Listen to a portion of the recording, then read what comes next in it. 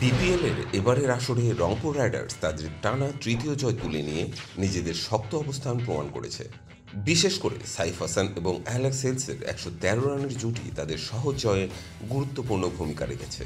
বরিশালের মতো তারকা সমৃদ্ধ দল থাকা সত্ত্বেও তাদের পারফরমেন্স এদিন আশানুরূপ ছিল না। বরিশালের ইনিংস শুরুতেই ব্যর্থ হয়। তামিম ইকবাল বড় রান করার ইঙ্গিত দিয়ে ১৮ বলে ২৮ রান করলেও দ্রুত ফিরে যান। এরপর দলের মিডল অর্ডার পুরোপুরি ভেঙে পড়ে। নাজমুল হোসেন শান্ত ৯, তাহিদ হৃদয় ৪, মুশফিকুর রহিম ১৫, মাহমুদুল্লাহ ১০ কেউ দীর্ঘস্থায়ী ইনিংস খেলতে পারেনি।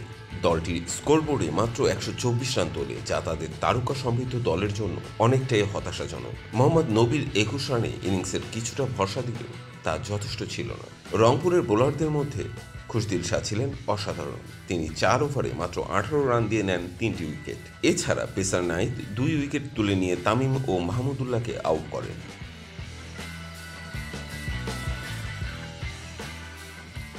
ইফতেখার আহমেদও কার্যকর বোলিং করে ২ উইকেট তুলে নেন। অপরদিকে বরিশালের তরুণ পেসার ইমন শুরুতে ভালো করলেও পরে ৩ ওভারে ৪১ রান দিয়ে খরুচে প্রমাণ হন।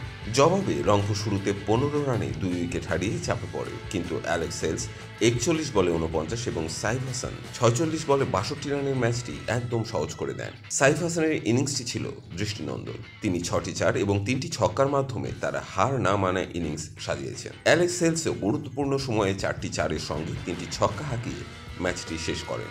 রংপুরের বোলার এবং ব্যাটসম্যানদের মিলিত প্রচেষ্টায় তারা ৩০ বল বাকি থাকতেই সহজ জয় তুলে নেয়। বরিশালের জন্য এ হার এক বড় ধাক্কা।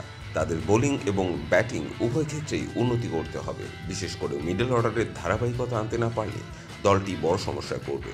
এখন প্রশ্ন হচ্ছে, বরিশাল কি তাদের ভুল থেকে শিক্ষা নিয়ে পরবর্তী ম্যাচে ঘুরে দাঁড়াবে, নাকি রংপুর তাদের বিজয়ের ধারা অব্যাহত রেখে শীর্ষে নিজেদের অবস্থান পোক্ত করবে?